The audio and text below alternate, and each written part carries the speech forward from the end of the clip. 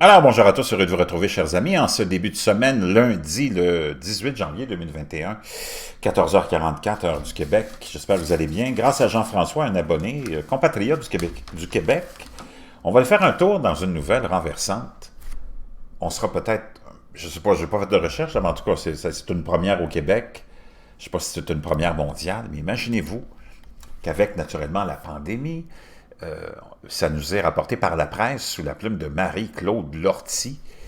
Imaginez-vous qu'on a une chaîne ici pour les cousins français, les autres de dépanneurs, comme on appelle chez nous, des dépanneurs, des mini-épiceries, qui par les temps qui courent ont pensé à l'inverse de se coucher de bonne heure ou de se coucher tard de couvre-feu.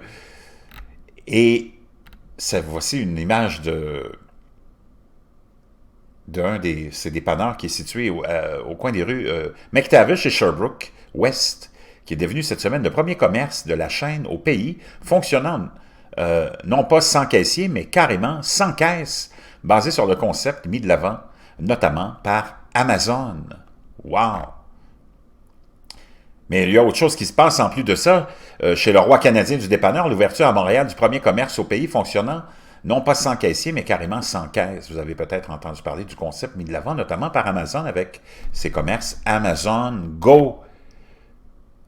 On entre dans le dépanneur en s'identifiant de façon numérique. Il faut un téléphone intelligent et avoir téléchargé une application.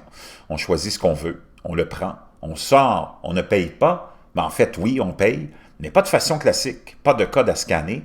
Des caméras nous scrutent et détectent ce qu'on prend, et le tout est traité par de savants systèmes d'intelligence artificielle qui font que plus tard, la facture aboutit sur notre carte de crédit, carte qu'on a, bien entendu, inscrite dans l'application. Un petit courriel confirme tout cela. Donc voilà, ce type de commerce est arrivé ici. Comme je l'ai dit souvent, tu ne peux pas arrêter le progrès, la technologie, et tu auras beau vivre dans ta caverne, à un moment donné, il va falloir que tu sortes de ta caverne. Moi, je suis sorti de ma caverne et j'accepte tout ça et j'avoue que j'apprécie aussi tout ça. Je l'ai testé, j'ai acheté une bouteille de kombucha, le reçu m'a été envoyé et ça a marché. On peut en faire l'expérience, avant le couvre-feu bien sûr, à l'angle des rues McTavish et Sherbrooke West. C'est une section d'un dépanneur traditionnel couche-tard à l'intérieur de l'immeuble Bronfmint. C'est là que sont situées la faculté de gestion des hôtels et l'école Ben Sadoun de commerce au détail à laquelle Alain Bouchard, le fondateur d'Alimentation Couche-Tard, est lié, puisqu'il est membre du cercle des fondateurs. Cette succursale laboratoire de couche-tard et de couche-tard connecté, c'est le nom de la nouvelle sous-chaîne, sans caisse, est un projet conjoint d'Alimentation Couche-Tard et de chercheurs de McGill en commerce et en génie. Ce n'est pas le premier dépanneur sans caisse de l'entreprise lavalloise, apparemment.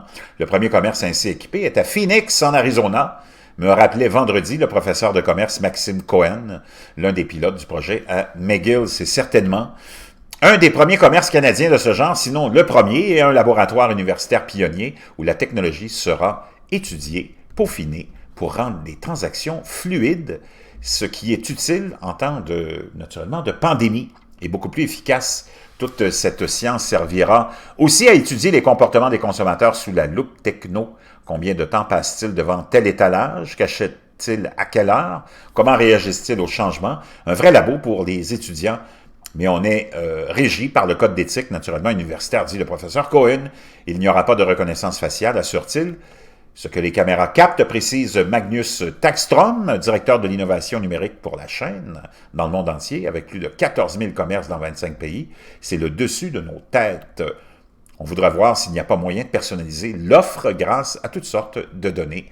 Ajoute-t-il, la technologie utilisée à Montréal n'est pas exactement la même que celle de Phoenix. Il y aura probablement d'autres systèmes développés dans le monde où la chaîne veut déployer cette approche, probablement surtout pour les dépanneurs de stations-service ouverts 24 heures, donc assez spectaculaire.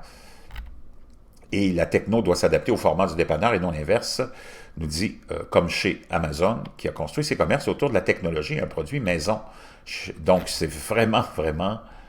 Qu'est-ce que vous voulez? On est entré dans l'ère du 21e siècle, l'ère de la technologie, de la robotisation, de l'intelligence artificielle, et tu ne peux pas l'arrêter.